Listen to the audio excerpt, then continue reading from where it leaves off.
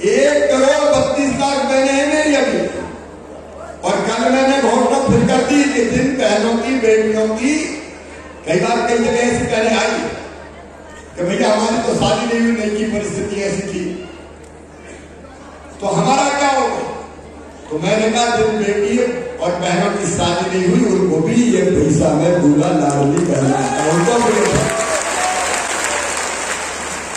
1,32,00,000 तो भी हो गए। और 1,32,00,000 को जब मैं पहले 1,000 रुपया दे रहा था, अब 12,500 कर दिए, पता है कि नहीं? अब मुझे साल भर में देने पड़ेंगे 16,000 करोड़। समाज को बदलने का संकल्प है मेरा, लोगों की जिंदगी बदलने का संकल्प है मेरा। और चौथी बात शायद भगवान ने इसलिए मुझे बना के भेजा कि मुझे कई काम पूरे करने थे, मैं वो सारे काम पूरे कर रहा हूं।